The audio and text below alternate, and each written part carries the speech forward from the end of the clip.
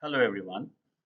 Today's presentation focuses on Ind AS 105, non-current assets held for sale and discontinued operations. A standard that plays a critical role in ensuring transparency, comparability, and decision useful information in financial statements. In practice, Ind AS 105 answers two very important questions for users of financial statements. Which assets is the entity planning to exit, and which business results will not continue into the future? This standard fundamentally changes how entities measure assets held for disposal, how they stop depreciation, how impairment is assessed, and most importantly, how discontinued operations are presented separately so that ongoing performance is not distorted. Given increased restructuring activities, divestments, spin-offs, and strategic exits across industries, Ind AS 105 is no longer an occasional standard. It is a frequently applied and highly scrutinized one, both by the auditors and regulators. The objective of today's session is not just to understand the text of the standard, but to interpret its logic, apply it correctly in the real life scenarios, and avoid common classification and presentation errors that materially impact financial statements. So the key topics that we are going to cover today are the objective and the scope of the standard, some of the key definition that is required to understand to correctly interpret the definitions and the concept of Ind AS 105. Conditions for classification is held for sale. What is the concept of timing for classification, and then how we have to measure the initial classification and then subsequent measurement. Concept of disposal group and discontinuing operations, and what are the presentation and the disclosure requirement, and then quick comparison with IFRS 5. So let's start the discussion then. Okay, so let's start the discussion with the first slide, which is objective and the scope. So the objective of Ind AS 105 is to specify the accounting for the assets held for sale and presentation and the disclosure of the discontinuing operation. And this Ind AS requires assets that meet the criteria to be classified as held for sale to be measured at the lower of the carrying amount and the fair value less cost to sell, and the depreciation of such assets to cease, and the assets that meet the criteria to be classified as held for sale to be presented separately in the balance sheet, and results of the discontinuing operation to be presented separately in the statement of profit and loss. So typically, this standard speaks about two big concepts. One is with respect to the balance sheet, which is largely with the assets that are classified as held for the sale, and we have to make sure that the disclosures needs to be done accordingly. And secondly, how we have to present the discontinued operation. So two key areas that this standard is going to touch base is assets which are held for sale and then discontinued operations. And then whenever we have classified an asset as and classified it to assets held for sale, then what are the key ingredients, what are the key steps that we need to make sure that we have to do with those assets? One is definitely the depreciation stops at that point in time once the asset has been classified as held for the sale, and then we have to value that asset at the lower of the carrying amount or the fair value less cost to sell. So we'll have more discussions and more detailing about these concepts in the upcoming slides. Now, when we look at the scope, so scope, it applies to all recognized non-current assets and to all disposal group of the entity. Disposal group means that group of the assets plus a directly associated liability. It applies to the discontinued operation. An asset classified as non-current in accordance with the Ind AS 1 presentation of the financial statement shall not be reclassified as current assets until they meet the criteria to be classified. So which means that a particular asset which has been normally classified as a non-current asset as per the classification criteria of Ind AS 1, that will not automatically be shown as an held for sale unless and until it meets the criteria for the classification. So a non-current assets will still be shown as a non-current assets, even if their intention is that we have to dispose that asset in the near future. The criteria for Ind AS 105, which is like there are 5 to 6 criteria that needs to be met before an asset can be classified as held for sale. All those conditions needs to be satisfied for a particular non-current assets to be disclosed as held for sale. So what does it excludes then? It excludes the deferred tax asset which is being accounted for under Ind AS 12, assets arising from employee benefit, Ind AS 19, financial asset, Ind AS 109, investment property measured at the fair value because it's not measured at the cost, and Ind AS 1, Ind AS 40, and then biological assets at the fair value, which is like Ind AS 41. So this this standard explicitly talk about two major scenario, which is a disposal group, and second is the discontinued operation. And we'll have detailed discussion of these two concepts in the upcoming slides. So let's move to the next slide. Okay, now we'll talk about some of the key definitions here. And what we have done for the simplicity purpose, we have also illustrated it with the set of the examples here. So the most important definition that we need to understand is the non-current assets held for sale. What does that mean? So which means that an asset whose carrying amount recovered principally through sales, which means that it has been classified as held for sale because the carrying amount is going to get recovered through the sale in the upcoming period. And example is that a company owns a factory building used for the manufacturing. Management decides to sell that factory and starts the buyer negotiation. So once the Ind AS 105 conditions are met, then factory will be treated as a non-current asset held for the sale. The most important element here is that it has to satisfy the condition basis which it will start getting classified as held for the sale. And unless those conditions are satisfied, it will be classified as the normal non-current assets as per the classification criteria of Ind AS 1. Second important definition is the disposal group. So assets plus directly associated liabilities held for the sale together. So which means that a group of the assets plus the associated liability that create a disposal group. For example, a company sells a subsidiary including the factory, building, machinery, inventory, trade receivables, employees liability, and all will consider a disposal group. Now, we have to make sure that disposal group and discontinued operation are two different terms. So when we talk about discontinued operation, what does that mean? Component disposed of or classified as held for the sale for representing the separate major line of geography. So which means that a line of business. Company has a pharma division, telecom division sold completely and discontinued operation. So which means that the future operations or future profitability from this operation is not going to continue, and users should be informed that the business is not going to generate any profits from this operation, and hence it is very imperative that this needs to be classified separately in the profit and loss as a discontinued operation, so that users or the interpreter of the financial statement can interpret the financial statement correctly, and they can understand that for this particular operation the future profit is not going to be generated. So in this example, example B is, let's say, geography, India operations plus UK operations sold. So discontinued operations. Example C, not discontinued, sale of the one shop out of 100 stores. This is not discontinued operation because this is not, shutting the entire region or entire line or segment of the business. This is just like one shop getting disposed of or not disposed of, got shut off because of lower profitability. Fair value less cost to sell. What does this mean? Selling price minus the directly attributable selling cost, which is like it can be brokerage, marketing expenses, some sort of promotional expenses that needs to be done to facilitate the sale. These are like deductible expenditure from the selling price. So market value of the building is 50 crore, brokerage is 1 crore, legal fees is 0.5 crore, stamp duty is 0.5 crore. FV, fair value less cost to sell is equal to 50 minus 1 plus 0.5 plus 0.5, which is like 48 crore. This value is used to measure the under the Ind AS 105. So fair value less cost to sell or the carrying amount, whichever is less, is the amount at which asset would be measured whenever it has been classified as held for sale. The most important concept that we bear in mind for the entire learning of this Ind AS 105 are the two major concepts, which is like disposal group, which is largely the balance sheet concept. Then second one is the discontinued operation, which is the P&L impact, P&L specific related presentation impact. So we'll talk about more in the next slide. Okay.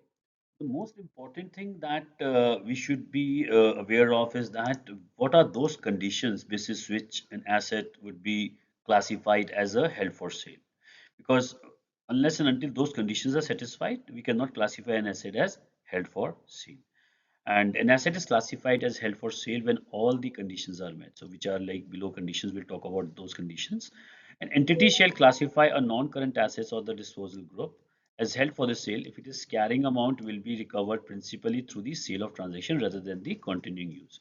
So whenever organization has decided that the realization of the amount of that under that asset is going to get realized post disposal, or it can only be realized on disposal rather than the continuing use, then it needs to be classified as held for the sale. But what are those conditions that needs to be met? We'll talk about that. First is that available for the immediate sale. That is most important. Asset can be sold immediately without major modification or approvals. For example, vacant land will with a clear title, then definitely it is available for immediate sale. Then this is first condition that needs to be satisfied to classify as asset held for sale. Second condition is that sale highly probable, which means that sale is not just planned but very likely to happen. With strong evidence like board of tender meeting has been approval, board meeting has been approved that buyer identified, negotiation has been advanced, draft agreement preparation expected completion in 3 months. So all these steps that are required to enable and execute the sale that has been taken. Specifically, the board has approved, the negotiation has started, the strategy is available to dispose of that asset in the near future, and all those steps has been taken with the intent to sell that asset in the within next 12 months from the date on which it has been classified as a held to sale. Third is management committed to plan to sell. Fourth is equity active program to locate buyer. And most importantly is that sale expected within 12 months. This is most important. So event of the circumstances may extend the period to the complete the sale beyond 1 year. An extension of the period required to complete the sale does not preclude an asset or disposal from being classified as held for the sale if the delay is caused by the events or circumstances beyond the entity's control. So which means that the sale is expected to be closed within 12 months from the date it has been classified as held for sale. And if at all there is some extension because some of the issues which is beyond the control of the management, but the management is intent to dispose of that assets within the 12 months, then in that case that extension is still given. But if at all the delays because of some of the actions which otherwise could have been easily managed with the management intervention, if those delays are on account of the management side, then definitely those delays will not be acceptable, and then in that case the assets would be restated back to the non-current assets. But if at all the period extends beyond 12 months, and the reason is because some of the regulatory matters or some of the matters which is beyond the control of the management and it can be documented and proved, then that is still allowed. Most importantly, the actively marketed at a reasonable price and the unlikely that plan will change. So which means that all these conditions needs to be satisfied. So if all these conditions are satisfied, then asset will be classified as held for the sale. And if it has been asset has been classified as held for sale, then from that day onwards, depreciation would stop, and it would be ensure that the classification would be done at the lower of the carrying amount or the fair value less cost to sell. So we'll move to the next slide. Next important element that we need to talk about is the timing of the classification. Now we have understood the concept of disposal group. We have understood the concept of discontinuing operation. We have also understood the classification criteria. Now most important is that timing of the classification. It is the date when all the following conditions are true. So that is the previous slides we talk about the condition, that is asset is available for immediate sale, sale is highly probable, management is committed to the plan, active marketing has started, and sale expected to be completed within 12 months. Only on this date the asset is reclassified, depreciation stop, measurement switches to lower of the carrying amount or the fair value less cost to sell. So we have illustrated it through an example. So let's say on 1st January 2025, management discusses the sale. At this point, the discussion is there. So treatment is that still be shown as a non-current asset. On 15th February 2025, board approves the sale. Still, it is being classified as non-current because next action, which is like probability, sale is probable, highly probable, and the management is committed plan, those information is not available, and hence it is still classified as non-current. On 1st April 25, buyer identified, negotiations advanced, so which means that probability of the sale is very high, and at this point in time, the classification will be done. So which means that classification date is 1st April 2025, and it has to be ensured that the sale should be executed on or before 31st March 2026, which is the 12 month from the date it has been classified as held for the sale. This is the later expected sale date within 12 months. The 12-month clock start from 1st April 2025 and not early. Ind AS 105 requires that the sale of the non-current asset classified as held for the sale should be expected to be completed within 12 months from the date of the classification, unless the delay is caused by the event beyond the entity's control and the entity remains committed to the sale. So this is largely what we have discussed in the previous slide as well. So once we have identified the item and we have classified as held for sale, once it has met all the conditions which are required to be completed for Ind AS 105, then from that day onwards, it will be classified as held for sale. Depreciation would start from that date, and the measurement would be done at the carrying amount or the fair value less cost to sell. And if at all these conditions or all the sale is not executed within 12 months, then there is the reversal or the reclassification of that assets from held to sale back to the non-current assets. So we'll have more discussion on this slide in the this point is further discussed in the upcoming slide. So we'll move to the next slide then. Okay. Now this slide speaks about the measurement of initial classification. What does that mean? So which means that once we have identified the asset as held for the sale, how it has to be measured. So measure at the lower of the carrying amount and the fair value less the cost to sell. So immediate impact is that there is some impairment loss which needs to be recognized if fair value less cost to sell is less than the carrying amount. And then that particular amount will be recognized in the profit and loss and it would be shown as a debit to my P&L. So example, initial measurement carrying amount was 100 lakhs. Fair value less cost to sell is 85 lakhs. Impairment loss is 15 lakh. It will be recognized directly in the P&L. An asset would start getting measured at 85 lakhs. And once it is being sold, whatever profit and loss would be there, that will be recognized in the P&L. So we'll move to the next slide and look at the subsequent measurement.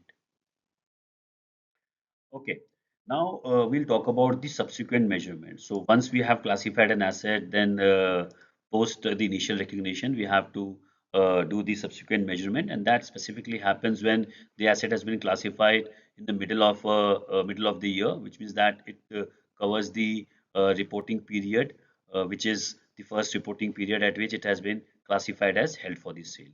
So we will look at and understand it deeply with the help of the examples here. So once a non-current assets or the disposal group is classified as held for the sale, measurement is lower of the carrying amount or the fair value less cost to sell. So we have understood that. Depreciation amortization stop from the date it has been classified. Remeasurement will be fair value less cost to sell, reassessed as each reporting date. Impairment or reversal, impairment loss recognized immediately. We discussed that in the last slide, in the initial recognition. A reversal permitted only up to the original carrying amount. So in case at the reporting date, if the remeasurement happened and at that remeasurement the fair value increases, the increase can only be to up to the extent the amount which was there in the original carrying amount of that asset before it was classified as held for the sale. So we'll look at some example here. We'll look at both the example when the sale concluded within 12 months from the date when it has been classified as held for sale, and second example when sale could not be concluded, then what is the treatment. So we'll first look at the case wherein sale has been concluded within 12 months. So we have an asset which is factory and building, carrying amount is 100 lakhs. Classification is held for the sale on 1st April 2025. Fair value less cost to sell on the classification date was 90 lakhs.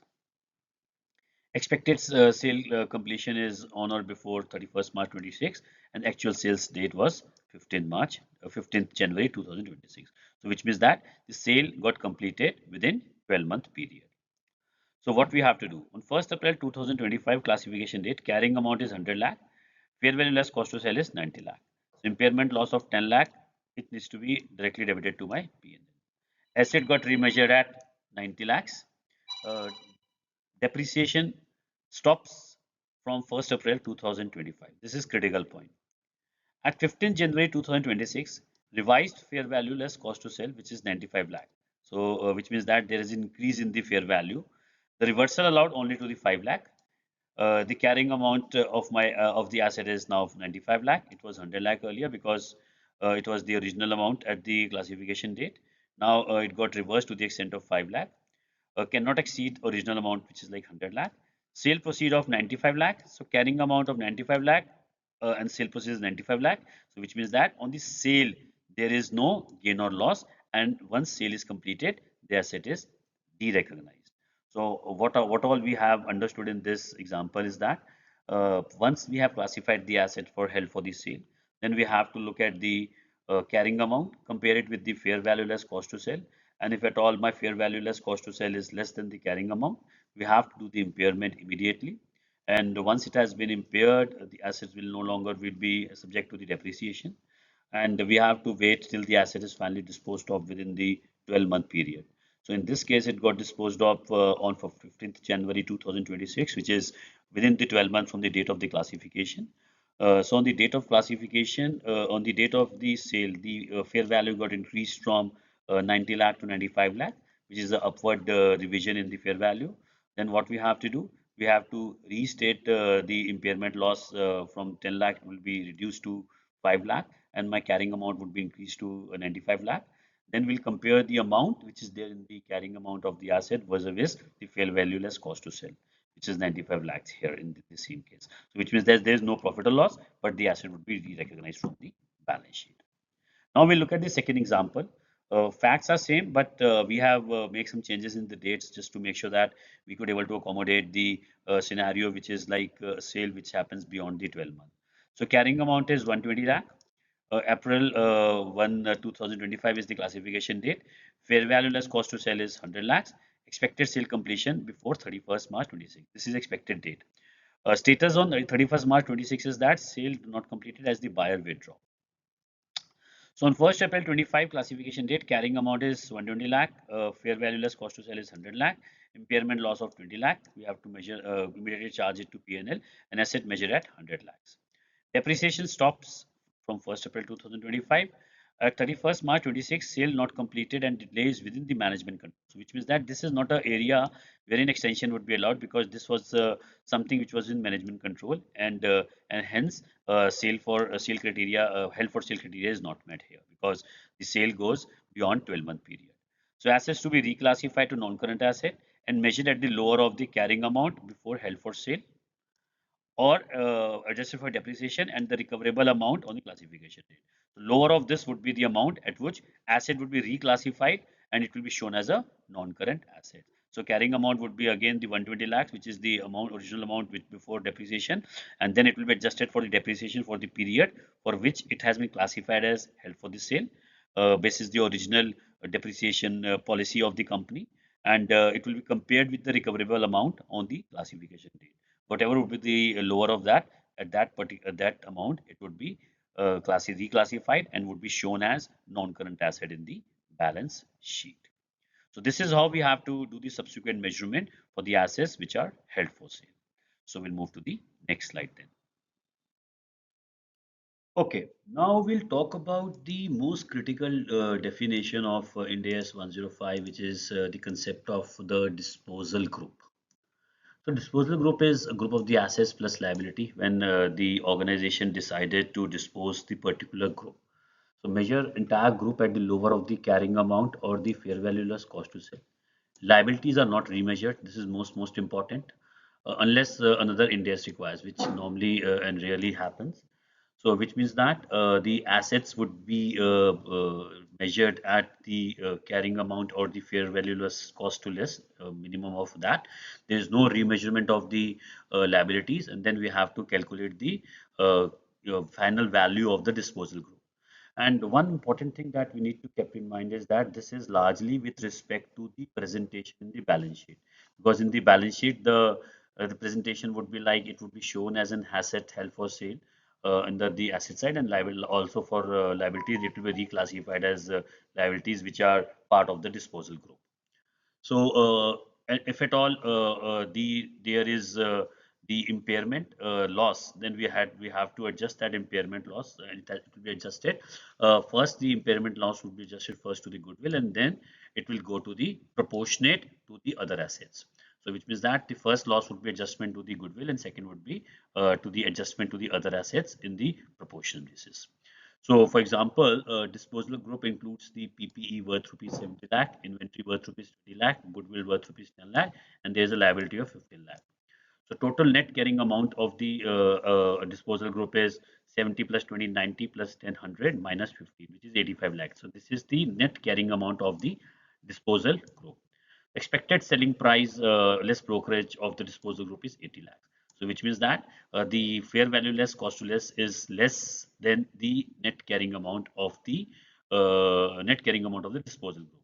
So there is an impairment of 5 lakh. And this impairment would be charged to my goodwill. Goodwill would be credited and the loss would be directly go to my P&L. So this is how we have to treat the loss which arises from the disposal group. And once the goodwill is fully eroded, then the further impairment would be charged proportionately to the assets. So this example clearly clarifies that how we have to do the accounting for the disposal group. So we'll move to the next slide. Okay, now we'll talk about another most important concept of Ind AS 105, which is the concept of discontinuing operation. So there are two major concepts as we discussed initially as well. One is the disposal group and second is the discontinuing operation.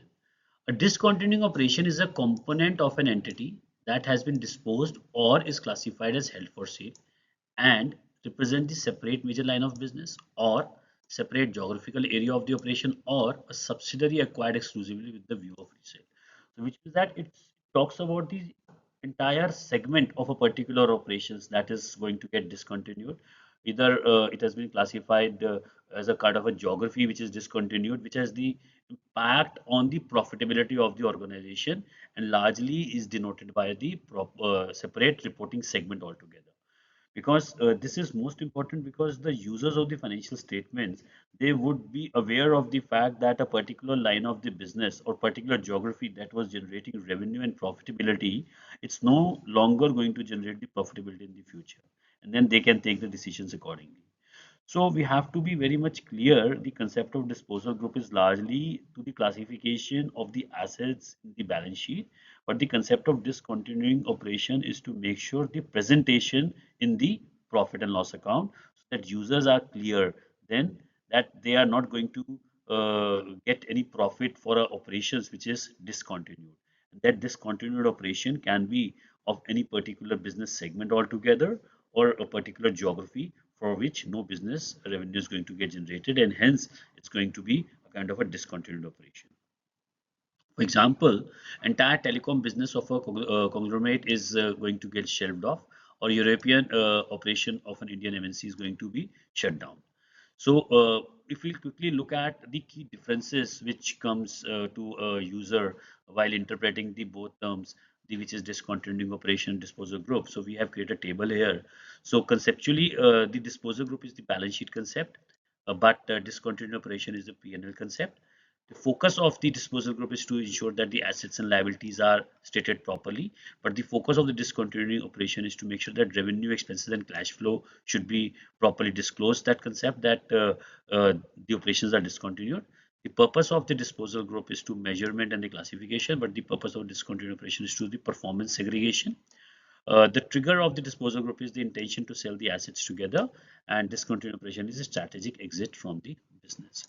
So we have clearly highlighted in the yellow shaded text the concept of disposal group with concept with respect to discontinued operation. So what it says that although discontinued operation is supported by the set of the assets and liabilities, Ind AS 105 distinguishes a disposal group from the discontinued operation because the former is the balance sheet concept dealing with the measurement and the classification of the assets and liability held for the sale, while the latter is the performance reporting concept aimed at separately representing the result of the operation that will not contribute in the future. So this is the clear demarcation that has been done with respect to the Ind AS 105, and this is critical because both is having a different role altogether. While disposal group is largely to classify the assets as held for the sale and the liabilities to be represented as the part of the held for sale, but discontinued operation is largely to ensure that it will strategically help to understand the users of the financial statement that the operations is not going to have any revenue, cash flow, or the profits in the future years. So this is most important, and this definition is of I would say one of the main definition of the entire Ind AS 105. So we'll move to the next slide then. Okay, now we'll quickly talk about the presentation and the disclosure. So for presentation point of view, we understood that presentation is largely in the two component, which is balance sheet and the P&L. And then definitely a third component, which is the cash flow statement that is largely for the discontinued operation. So we'll first look at the P&L. So from profit from the continuing operation would be shown separately, and the profit and loss from the discontinued operations net of the tax should be shown separately. This is very critical because the users of financial statements should be clear that which segment is not going to generate revenue in the future, and hence the concept of discontinued operation is largely attributable to the presentation in the profit and loss account. From balance sheet point of view, this is largely for the disposal group, which is that assets for the disposal group will be classified as for the year should be shown separately. And likewise, the liability directly associated with the disposal group to be classified as held for the sale. So this will be disclosed separately, both for the asset side and the liability side, whenever it has been classified and reported as a held for the sale. In the cash flow statement, the cash flow statement of discontinued operation must be disclosed separately. Then it has to be split between the normal requirement of the Ind AS 7, which is like operating activities, investing activity, and the financing activities, and can be shown on the face of the cash flow statement or in the notes.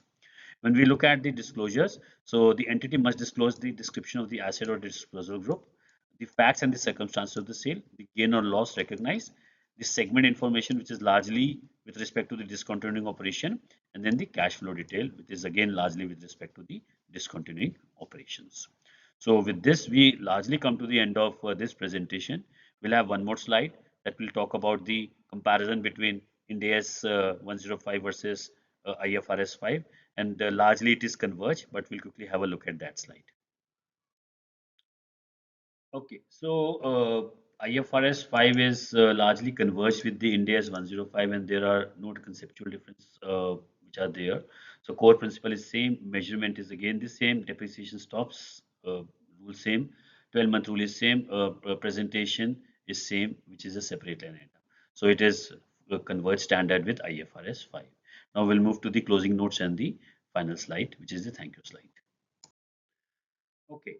So as we come to the end of the today's session, let me briefly recap the key messages from our discussion on Ind AS 105, which is non-current assets held for the sale and the discontinued operation. So we started by understanding that Ind AS 105 is not merely a classification standard. It is a clarity standard. Its primary purpose is to ensure that financial statements clearly distinguish between assets that will continue to generate value and those that in the process of exit. So as well as between the discontinuing operation and the results that will not recur in the future. So we discussed how non-current assets and disposal group intended for sale are measured at the lower of the carrying amount and the fair value less cost to sell. Why depreciation must stop once the held for the sale criteria are met, and how impairment and subsequent remeasurement must be handled with discipline and the consistency. We also examined the concept of disposal group, emphasizing that they are the balance sheet construct focused on measurement and presentation of the assets and related liability, while discontinued operation represents a performance reporting concept designed to isolate business results that will not continue going forward. So a critical takeaway that is there that not every disposable group qualifies as a discontinued operation. And this distinction is essential to avoid misrepresentation of the ongoing performance. So the standard deliberately separate these concepts to enhance the comparability, transparency, and the predictive value for the users of the financial statement. So I think with this we could able to completely make this clear the concept of Ind AS 105. I hope that this session would be of use to all of you, and I'll be happy to take off any questions in the comment section. And thank you for watching this presentation and video. Have a nice day, and we're going to come with the new Ind AS very soon. Thank you.